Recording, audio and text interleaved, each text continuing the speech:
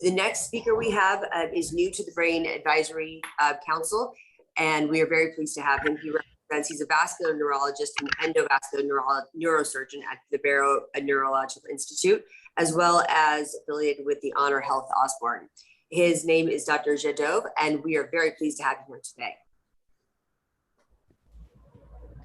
Good morning, and thank you for having me, and really enjoyed the talk so far. Okay, I'm going to go ahead and share my slides.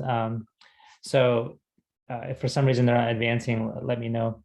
So acute ischemic stroke is a condition that we take care of in a time-sensitive manner, and this is kind of our network at Honor Health, and multiple sort of similar systems exist throughout the valley where patients present to primary stroke centers and then get referred for thrombectomy procedures.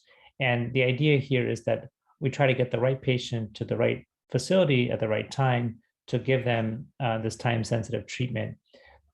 Stroke is a term that we use to refer to a sudden change in neurological function due to either a blockage or bleeding in the brain. Colloquially, we typically say stroke and we mean ischemic stroke, but stroke can also refer to hemorrhagic disease. And here I'm going to be talking or focusing specifically on blockages in the brain or ischemic stroke, which is the predominant type of stroke in adults. It's 85% of strokes are ischemic.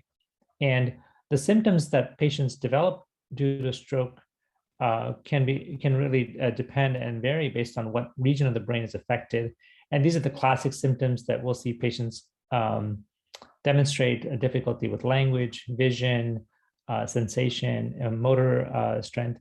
And then there are also other atypical symptoms that can happen due to a stroke, which we don't immediately recognize as related to a stroke. And those are much less common, but certainly can be encountered. You can have patients who develop sort of a foreign accent syndrome that's related to a stroke. People can have difficulty with their eye movements.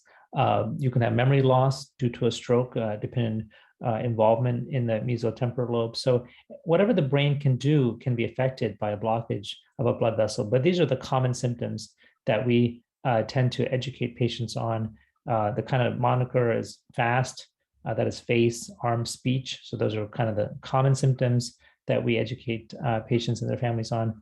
And when those symptoms occur, patients are then brought to the closest hospital, typically what's called a primary stroke center. That is a facility that is able to give at least IV lytics, and EMS assesses the patient, brings them to the closest facility.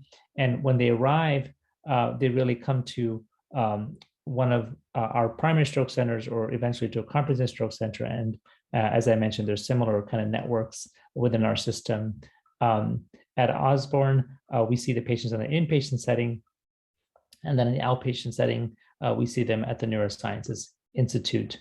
Within 10 minutes of arrival, these patients are evaluated by the ED physician. There is a stroke neurologist that is available 24/7 via what's called telemedicine, which is a simultaneous audiovisual connection. Basically, it's a HIPAA-compliant FaceTime that allows us to see patients, evaluate them, assist the emergency physician to determine the patient's deficit, whether it's consistent with a stroke, and if it is, whether they're eligible for a treatment that can help break up the blockage and restore function that's been affected. So this allows us to integrate the whole network within one system. We basically have telemedicine capability at all of our stroke centers, and they are effectively triaged by a stroke neurologist 24/7. So the patient comes to the hospital, they're seen by the ER physician with a stroke neurologist, assessing the patient, getting history from the family, and they get a CAT scan basically to discriminate whether it's a hemorrhage or an ischemic stroke. And as I mentioned, most of these in adults are ischemic strokes. And the goal really here is, if this is due to a blockage, we'd like the patient to get a clot-busting medication, if they're eligible, as quickly as possible. And we like to assess safety of that medication because it is a strong blood thinner by making sure they're not on other blood thinners, any recent surgeries or traumas. And then we try to get that medication in the patient within 30 minutes of arrival. So it is a type of trauma type situation. We are quickly assessing. There is effectively a code happening, that is the brain is not getting oxygen due to a blockage. And the brain is the most time-sensitive organ when it comes to ischemia. So really every minute counts, hence the adage, time is brain. So we're moving quickly to make that happen. In the CAT scan, then we also do additional tests to see if there's a blockage of a major blood vessel in the brain so that this patient may be eligible for additional treatment beyond the lytics. And these are the procedures we do at Osborn Hospital, where the patients then get transferred if they have a blockage directly to our angiography suite. This is similar to the cardiac cath lab. This is the neuro cath lab. And these are patients who come with blockages that we can then do a procedure to remove that blockage. Here's an example of a patient we recently took care of. We use advanced imaging to identify the blockage. So there is, you can see a difference between the right and left side. There's no filling of the right middle cerebral artery in this patient. And there is sort of corresponding tissue that we can salvage by taking out the clot. So here we're using a modality called perfusion. It shows you that there's tissue that's already injured, but more importantly, there's tissue that we can then salvage by removing that blockage. So it's a bit like a forest fire. We're trying to put out that fire as quickly as possible before the whole forest is impacted by the fire. So I'm going to just show you a video here and kind of narrate it. This is an example of the type of procedure that we do on a daily basis for these type of patients. Here you're seeing that there's a blockage. We cross the blockage with a microcatheter, and then we lay a stent across that blockage. So when the stent is laid across, the vessel has been revascularized. In the situation of brain ischemia, we don't leave the stent behind. We use a stent as a tool to extract the clot. So here we're basically retrieving that stent as we're aspirating with this aspiration catheter. So that allows us to retrieve clot and basically not have to leave the stent behind. And this is the result that we expect afterwards. That is that we are restoring blood flow back to the brain and basically stopping that forest fire from spreading further. This is an example of the kind of clot you can remove with this type of procedure. So this is a patient who had a stroke related to a cardiac etiology.